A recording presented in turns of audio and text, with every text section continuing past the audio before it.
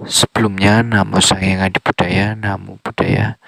Pada kesempatan kali ini, kami akan mempresentasikan hasil kerja kelompok kami yang berjudulkan berbagai pendekatan dalam strategi pembelajaran. Namun sebelumnya, perkenalkanlah anggota kelompok kami yang pertama yaitu David Trisna Aryadana dan saya sendiri Jaka Susanto. Pada kesempatan kali ini kita akan membahas 7 pokok bahasan. Yang pertama yaitu macam-macam pendekatan dalam pembelajaran, dan dilanjut cara menggunakan pendekatan dalam pembelajaran. Yang ketiga, tujuan diterapkannya pendekatan dalam pembelajaran. Yang keempat, ketepatan penggunaan pendekatan dalam pembelajaran. Yang kelima, pendekatan individual. Yang keenam, pendekatan kelompok. Dan yang ketujuh, pendekatan bervariasi. Untuk bahasan yang pertama, macam-macam pendekatan dalam pembelajaran. Yang pertama yaitu pendekatan kontekstual.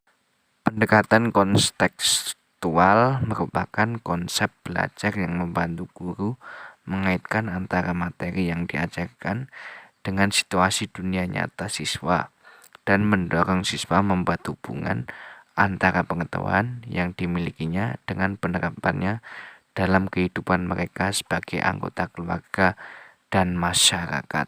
Yang kedua, pendekatan konstruktivisme. Pendekatan konstruktivisme merupakan pendekatan dalam pembelajaran yang lebih menekankan pada tingkat kreativitas siswa dalam menyalurkan ide-ide baru yang dapat diperlukan bagi pengembangan diri siswa yang didasarkan pada pengetahuan. Yang ketiga, pendekatan deduktif. Pembelajaran dengan pendekatan deduktif terkadang sering disebut pembelajaran tradisional, yaitu guru mulai dengan teori-teori dan meningkat ke penerapan teori. Selanjutnya, pendekatan induktif. Berbeda dengan pendekatan deduktif yang menyimpulkan permasalahan dari hal-hal yang bersifat umum, maka pendekatan induktif menyimpulkan permasalahan dari hal-hal yang bersifat khusus. Metode induktif sering digambarkan sebagai pengambilan kesimpulan dari sesuatu yang umum ke sesuatu yang khusus. Yang kelima yaitu pendekatan konsep. Pendekatan konsep adalah pendekatan yang mengarahkan peserta didik menguasai konsep secara benar dengan tujuan agar tidak terjadi kesalah konsep atau miskonsepsi. Konsep merupakan struktur mental yang diperoleh dari pengamatan dan pengalaman. Yang keenam, pendekatan proses. Pendekatan proses merupakan pendekatan pengajaran yang memberikan kesempatan kepada siswa untuk menghayati proses penemuan atau penyusunan suatu konsep sebagai suatu keterampilan proses. Pada pendekatan ini, peserta didik diharapkan benar-benar menguasai proses. Selanjutnya yaitu pendekatan open-ended. Menurut Suherman dan kawan-kawan, problem yang diformulasikan memiliki multi jawaban. Yang benar disebut problem tak lengkap atau disebut juga open-ended problem atau soal terbuka. Siswa yang dihadapkan dengan open-ended problem, tujuan utamanya bukan untuk mendapatkan jawaban, tetapi lebih menekankan pada cara bagaimana sampai pada suatu jawaban. Pendekatan yang kedelapan yaitu pendekatan saintifik. Proses pembelajaran pada kurikulum 2013 untuk semua jenjang dilaksanakan dengan menggunakan pendekatan saintifik. Proses pembelajaran harus menyentuh 3 ranah, yaitu sikap, pengetahuan, dan keterampilan. Dalam proses pembelajaran berbasis pendekatan ilmiah, ranah sikap menggamit transformasi substansi atau materi agar peserta didik tahu tentang mengapa. Selanjutnya, pendekatan realistik. Realistic Mathematics Education dikembangkan oleh Hans Freudenthal di Belanda. Realistic Mathematics Education adalah pendekatan pengajaran yang bertitik tolak dari hal-hal yang real bagi siswa, menekankan keterampilan, proses of doing mathematics, berdiskusi dan berkolaborasi, berargumentasi dengan teman sekelas sehingga mereka dapat menemukan sendiri dan pada akhirnya menggunakan matematika itu untuk menyelesaikan masalah baik secara individu maupun secara kelompok. Dan untuk yang terakhir yaitu pendekatan sains, teknologi, dan masyarakat. Pendekatan sains, teknologi, dan masyarakat merupakan gabungan antara pendekatan konsep, keterampilan proses, inquiry, dan discovery, serta pendekatan lingkungan.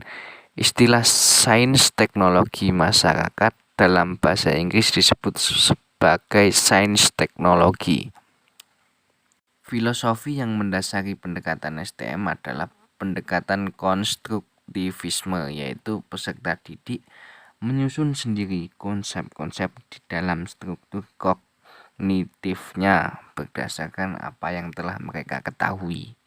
Untuk bahasan yang kedua yaitu menggunakan pendekatan dalam pembelajaran.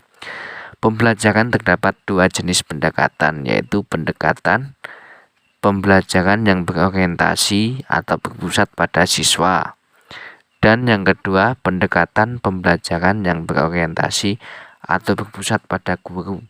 Dari pendekatan pembelajaran yang telah ditetapkan selanjutnya diturunkan ke dalam strategi pembelajaran. Dan materi yang ketiga, tujuan diterapkannya pendekatan dalam pembelajaran. Yang pertama yaitu menjadi penilai sekaligus mengevaluasi hasil-hasil dari pembelajaran yang telah dicapai. Yang kedua, sebagai pedoman umum dalam menyusun tahapan pada metode pembelajaran yang akan digunakan. Yang ketiga, menunjukkan garis-garis rujukan dalam perancangan pembelajaran. Yang keempat, menganalisa masalah-masalah yang terjadi pada saat pembelajaran. Dan yang terakhir, membantu dalam penilaian dari hasil penelitian dan pengembangan yang telah dilakukan. Ketepatan penggunaan pendekatan dalam pembelajaran dalam menanamkan pengetahuan dan kecakapan dengan cara yang cepat dan tepat kepada peserta didik. Maka seorang pendidik perlu memahami prinsip-prinsip penentu dalam metode mengajar. Dalam mengajar, seseorang pendidik perlu 1. Mengetahui motivasi, kebutuhan, dan minat anak didiknya. 2. Mengetahui tujuan pendidik yang sudah ditetapkan sebelum pelaksanaan pendidikan. 3. Mengetahui tahap kematangan, perkembangan, serta perubahan anak didik. 4. Mengetahui perbedaan-perbedaan individu di dalam anak didik. 5. Memperhatikan pemahaman hubungan-hubungan integrasi, pengalaman dan kelanjutannya, keaslian, pembaruan, dan kebebasan berpikir. 6. Menjadikan proses pendidikan sebagai pengalaman yang menggembirakan anak didik. 7. Menegakkan uswah hasanah, pendidikan individual. Pendekatan individual merupakan pendekatan langsung dilakukan guru terhadap anak didiknya untuk memecahkan kasus anak didiknya tersebut. Pendekatan individual juga bisa diartikan dengan suatu pendekatan yang melayani perbedaan-perbedaan perorangan sedemikian rupa sehingga dengan penerapan pendekatan individual memungkinkan perkembangan potensi masing-masing siswa secara optimal. Pendekatan kelompok adalah pendekatan yang dilakukan guru dengan tujuan membina dan mengembangkan sikap sosial anak didik serta membina sikap kesetiakawanan sosial.